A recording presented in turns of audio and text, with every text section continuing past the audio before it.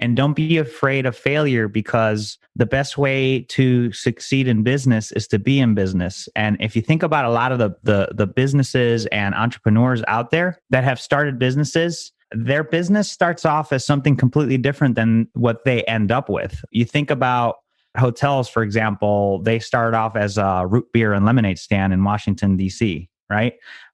Different story today, Airbnb, less assets is better, arguable. But nevertheless, Nintendo, they started off doing something completely different. They got into gaming, right? The list goes on, but the point is that show up. And that's your point, right? And so a lot of these successful people show up and they figure it out as they go. They have a plan, but a plan is as good as, you get out there and reality happens to it, right? So show up, get it done. Don't be afraid is the message, and make sure that you're able to observe and make corrections.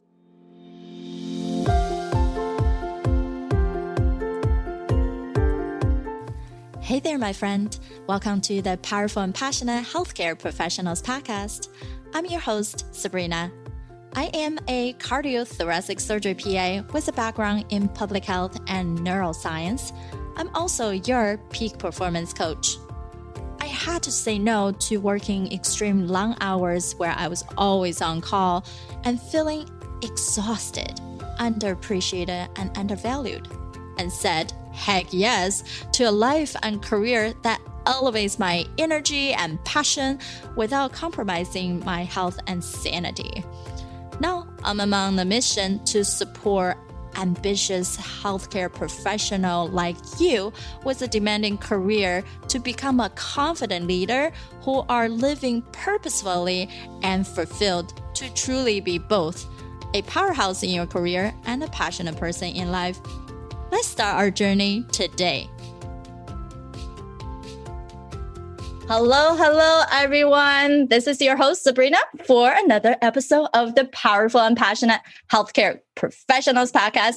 And today we have another exciting guest, and is Saul Marquez. And I've been on his podcast and had an awesome conversation. I'm so fortunate he's able to jump in here to share with you for the next 20 minutes. So Saul is a healthcare leader, entrepreneur. On the other hand, he serves as a commercial business leader at Medtronic, while on the other hand, he serves healthcare leaders broadened by providing thought leadership through the work for him and his team, where they focus on Outcome Rocket Media and the Outcome Rocket podcast.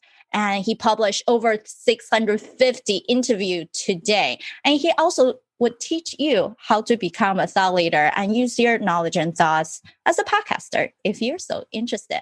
So I'm so happy that he's here joining me. And so, Saul, please introduce yourself. Hey, well, thank you, Sabrina. And thanks to everybody tuning in. Yeah, you were on the podcast, did a phenomenal job. Stay tuned for that interview, everyone. When it goes live, we'll be sure to share it.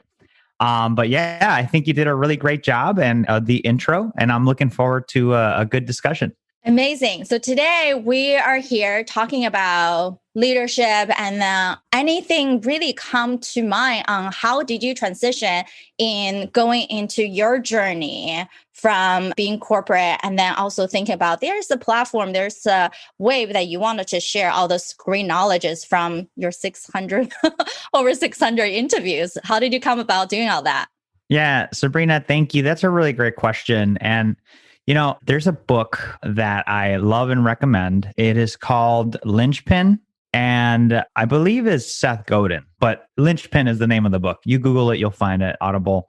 Anyway, one of the things that Godin mentions is that to be a critical force, to be a critical contributor, you have to be not replaceable. And how do you do that?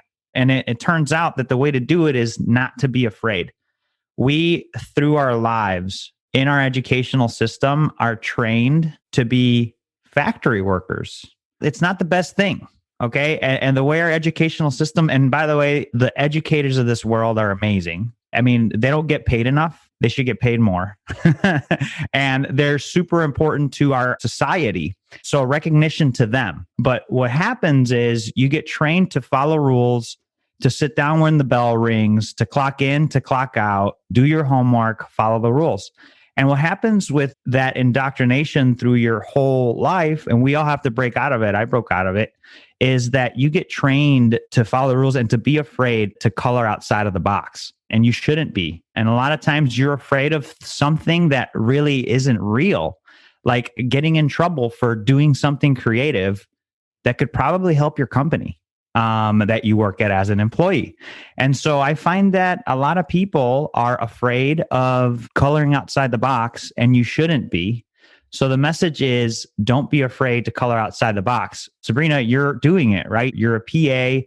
You're doing incredible things to the people, the society. Thank you so much for your service as a frontline worker. But in addition to that, you're also adding value to the audience today through the work that you're doing and coaching and thought leadership. And so that's one thing that I think it's important for people to take away, is that question that fear in the back of your mind that tells you don't do it. Because a lot of times if you do it, it's probably going to make you better off. Yes, it's so well said. There's so many things we thought we can do, we want to do, and then it become all these ideas that we're just thinking over and over again. But how can you make it into a reality is by just show up. And the easiest way is, hey, I have this big dream. Can I think as specific as I want it to be, so that I can already paint a beautiful image for myself? And how do I feel once I get there? Right? Even as people in healthcare, you might not want it to be the CEO of your organization or whatnot, but you can still be someone who just bring out the best in your team. How proud would you feel at that moment? And then we can say, what is that one thing I can commit to today? I don't have to think about how I want to get there, but what about just like one step I want to do? And I think that's where I got to the point of, I had to admit something I did was not working, right? Like that was the first step. And then figure out, well, we're all smart. And that's why we got to the position we're in right now. How can we flip the script and learn from other people who has experienced it, so that I can be in a better spot, that I can truly enjoy yourself. So was that something similar to what you experienced when you kind of gone through all that? Yeah, I mean, we all run into those challenges and failure. I'm a firm believer, and you said, Sabrina, just show up, just get it done, right? And don't be afraid of failure, because the best way to succeed in business is to be in business. And if you think about a lot of the businesses and entrepreneurs out there that have started businesses, their business starts off as something completely different than what they end up with. You think about hotels, for example, they started off as a root beer and lemonade stand in Washington, D.C., right? I mean, different story today, Airbnb, less assets is better, arguable. But nevertheless, Nintendo, they started off doing something completely different. They got into gaming, right? The list goes on, but the point is that show up. And that's your point, right? And so a lot of these successful people show up and they figure it out as they go. They have a plan, but a plan is as good as, you get out there and reality happens to it, right? So show up, get it done. Don't be afraid is the message, and make sure that you're able to observe and make corrections to the things that aren't working. And there is such a thing as, if you put your head down and work, it's good. But if you have your head down the whole time and you're not looking up and around and listening, you're going to miss an opportunity. So you got to open your eyes and ears to those opportunities as they show up. Yes, that's the key part. We can do the work. We can be so good at what we do. But if we're not open to receive, to think about what could be, what can even just elevate what already been done, then we're stuck again, right? Then we're just still following the path somehow we define for ourselves, or other people define it for us, and not really knowing how to excel. I feel like that's a lot of people who I work with is, I should be further along by now, or I should be doing a lot more that I want to do, but I don't even know how that can be done, because they don't have an internal system. They're just doing the work like a machine. And then we don't even challenge ourselves and question. So us healthcare professionals who own their own business, private practice, right? Or they start creating these novelties, even like Medtronic, all these devices companies, there's always something new that they're going forward. So how do you think people will want to keep themselves really be able to be more open to receive these new opportunities? Yeah, I believe that the new opportunities. So there's a quote that I love from Ray Kroc, the founder of McDonald's. Well, have you seen Founder, Sabrina? Have you seen the movie Founder? No, I saw the trailer, but I haven't even seen the movie yet. Okay, so the story is there's two guys in California that started it, but Ray Kroc kind of made it to what it is. Ray Kroc was selling milkshake mixers and failing miserably. And this is one of his failed ventures. But he got a call from somebody in California. Nobody wanted to buy a single one, but this restaurant in California wanted to buy 6 of them. And he's like, what is going on here? Right? There's something there that I'm in Illinois. The guy was from Illinois, by the way, too. And from Arlington Heights, Illinois, right down the street. And so it speaks to me, right? Being from Chicago. And he drove all the way to California to find out why they wanted 6. Turns out they wanted 8. But then he opens himself up to this opportunity that was McDonald's. And he saw it. He saw how quick it was. He saw how quick they got his hamburger, how delicious it tasted, how crowded the restaurant was. And he stayed committed. So had he stayed so hyper-focused on selling these mixers, he would not have seen the bigger opportunity that was McDonald's. So how does that translate into something you could do today? And I think it's very simple. I think if you have clear goals, what is your outcome? If you're very crystal clear, and Sabrina, you help people do that all the time. If you are crystal clear about what you want, the way to get there can be so flexible. So you can be flexible on how you get there, but if you are clear about what you want, you write. I'm a firm believer that you write it down. You make a vision board. I love vision boards. I make them every year. We do one for our family, and then I do one for myself. And if you're so crystal clear about what you want, then it's almost like you're being pulled rather than having to push yourself out of bed. You're getting pulled out of bed to get those things done. And so by being clear, you make yourself more flexible. You open yourself up to these opportunities and you attract them. They come to you. I think you're so right. When we write things down, our memory actually get better. As there's study being written notes versus typing on a computer. And even that is reinforcing what we actually want and not being distracted when the new bells and whistles come into our life. Yeah. And when you create that vision board, it reminds you visually, right? All our 5 senses vision is most heightened one. So if we have some kind of image and picture that remind us what we truly want, then of course it's easier to say no to the things that are truly not gonna build our future value.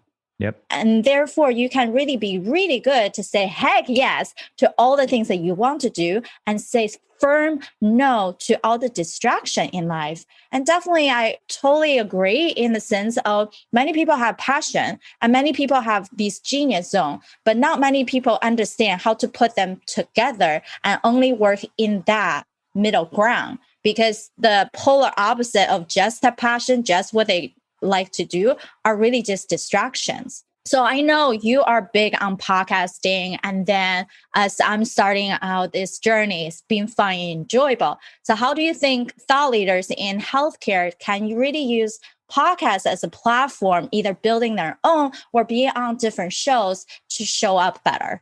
Yeah, Sabrina, I think that's, I love podcasting. As you mentioned at the beginning, Outcomes Rocket is a healthcare podcast. We've been at it for 4 years, over 600 interviews published. So the medium of podcasting is fantastic. You're able to connect with people from across the world or wherever you want. You could hyper-focus your area of expertise. You're able to get on the mic and share what you know, but you're also able to collaborate with others to help them share what they know. And by doing that, you're really bringing attention to yourself as a thought leader. You're helping others share their voice. And then the back end of it is you have a website. So you have content. You put the show notes on there with keywords. You put the transcripts on there. It becomes that much more content that you're delivering to an audience. On the SEO side, your organic search ability is better. And then also, the idea that today in this digital environment, you can't really meet people as often. So it's a great tool to leverage when access is a challenge. And then finally, I think it was a report by Salesforce.com. And they said that the average touch points before a sale is 16. So if you're in a world where you need to touch somebody 16 times before you actually get them to experience the benefits of whatever you offer, you've got to get creative. And I believe that podcasting is a great platform. I also believe that it's one spoke in a wheel of many options. And you have blog writing, and you have articles inside of magazines, etc. So I do believe that it's hot right now, and that it'll probably be hot for the next 5 to 7, 10 years. Right now, not everybody has a podcast. Just like in the past, not everybody had a blog.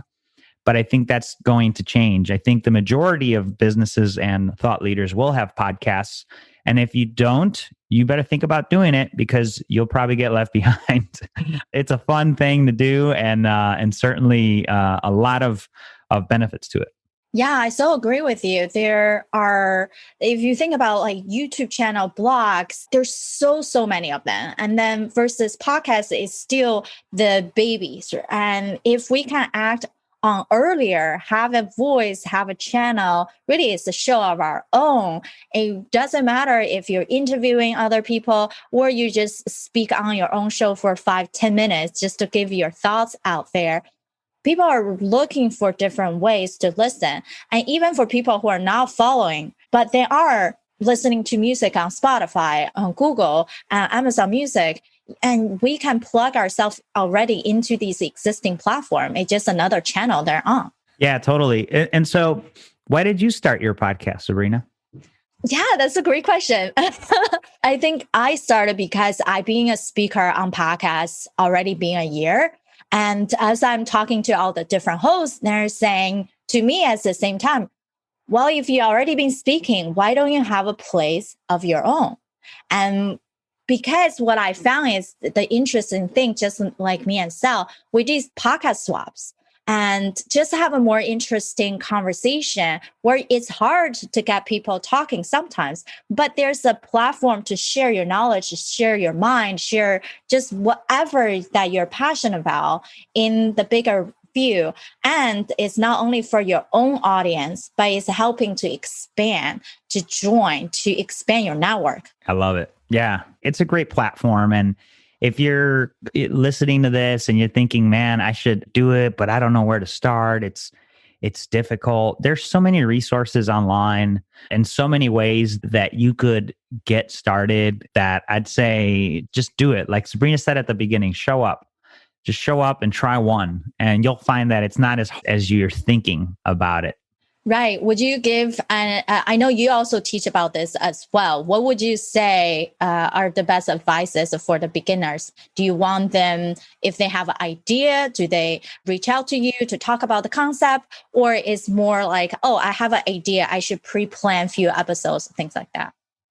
Yeah, you know what? So I guess I'll bifurcate this one. So on the one hand, there is for established brands and existing businesses looking to expand their reach and start a podcast, we have teamed up with the company Smooth Podcasting that does a great job. It's a 4-week turnkey process where you literally just have Smooth Podcasting do it for you. And then the production on the back end, everything gets done. So all you have to do is show up. That if you have a budget, a marketing budget, that Smooth Podcasting is the route, smoothpodcasting.com.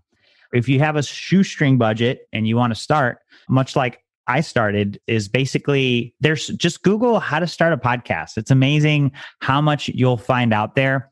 But if I were to give you the basics, is get clear on your idea and make sure that your idea is tied to your goals and your mission, and lock into it. We call it a controlling idea. Have your controlling idea well defined. Once you have that, think about what you're going to do. Are you going to interview others or do it yourself? once you know that's what you're going to do, think about how often you're going to do it. Keep that commitment low as you start so that you don't let yourself down. The key is to get started. And then once you get the hang of it, start faster. I would recommend, if you're just getting started, commit yourself to doing that one, see how it feels. And then commit to like 2 or 3 a month. And I think that is not too overwhelming for you to say, this is something that I could do. If you feel like that's a sweet spot, stay there. Otherwise, scale up, that would be my tip. Yeah, amazing. I definitely started with a shoestring, but I know I'm not going to be good at doing the audio editing part, even though I know like the video teaser, all that stuff. So then I outsource those. I have my virtual assistant do part of it. I have someone who just doing the audio editing so they can publish. So you can still have a low budget, but keep yourself going. And I found that the one key component about performance and productivity is we have to delegate. We can't just take on additional things thinking it's fun and then we just do everything. You do what the fun thing is, which is speaking, which is discussing, and all the other background stuff, let someone else do it. And so you actually enjoy the process and not feeling like, oh, it's holding you back because of all this editing part or engaging with your speaker you want to speak to, or you have to think about some topic of yourself. Yeah. Well said, Sabrina. Awesome. Well, this is amazing that you've been sharing a lot with us. And how can people find you more? Do you want them to go to LinkedIn or go to your show? How do they want to reach out to you and find out more awesome stuff that you're being sharing for thought leaders? Yeah, thanks, Sabrina. And again, just appreciate you having me on your podcast and all the work that you're doing for everyone in this community. And appreciate everybody tuning in. If you want to continue the conversation, look me up on LinkedIn, Saul Marquez, easy to find. If you want to listen to a healthcare podcast, outcomesrocket.health. And again, if you want to consider, podcasting, smoothpodcasting.com. Those are the 3 different ways that I'd say get in touch. Don't be afraid. Get out there, show up, as Sabrina said, and certainly good things will follow. The quote that I was going to tell you earlier, and I got off track, was luck is a dividend of sweat, and the more you sweat, the luckier you get. Yeah, I love it. Yeah, everyone, please follow Saul. And at the end, I always ask all our speakers, despite we can all be experts in our own little field, but it's hard to be experts in all aspects of our life. So I asked our speaker to take that 3-minute quiz to look at their whole life. What could be something that's holding them back, their roadblocks, but what could be things that just elevate everything in their life? So Saul also took this quiz. What did you thought about it when you took it? Anything surprising to you or anything you want to change? Yeah, no, I thought, Sabrina, thank you. I thought it was a really great quiz. It forces you to take a look at yourself and those areas that you're proud of and those areas that you're not as proud of. And so, for me, I kind of revealed, hey, I've got to spend a little bit more focused effort in what I eat and making sure that my personal fitness is where, I ideally want it to be. And so it was nice to see that and kind of get a kick of humility there. It's always, like you said, right? You got to figure it out. You have to have that area where you're always working on. And for me, it was physical fitness. And so that's one that I'm definitely focused on here in the new year, and definitely less about what working out, because I do that, but it's more about what I eat and what I put in my mouth. Oh, yeah, I know. There's way too many delicious things in life, right? So many good things. Awesome. Well, I so appreciate you. For anybody else who also wanted to have a quick little self-reflection, you can always go to sabrinarunbeck.com/assessment to check that out yourself. You never know what you'll find. And thank you so much for everyone who's joining in. And we appreciate you. We want to hear your thoughts. So please leave a comment and review on iTunes. And you can go to sabrinarunbeck.com/Apple-podcast. And again, thank you so much for just spending the time with us. And hope all of you have an awesome day. Until next week. Bye-bye. All right, my friend. How did you love this episode? Make sure to subscribe to our show so you can continue to build your positive intelligence for that beautiful mind of yours to live powerfully and passionate. I know this is just the tip of the iceberg. You probably have a lot more questions on actually how do I implement those things into my own life? Well, this is the solution. Joining us inside the private Facebook group, go to facebook.com/groups/powerful passionate, where I go live weekly to answer any questions that you have and continue to put more resources for you to help you to get to that point. You can be both powerful and passionate, where you're no longer working on any mundane work and truly focusing on the things that matter. You can be both powerful and passionate, where you can overcome any mental roadblocks keeping you from success. You can be both powerful and passionate, where you feel energized from the moment you woke up to the time you go to bed. Join me, and together we can create a life where you can be both powerful and passionate.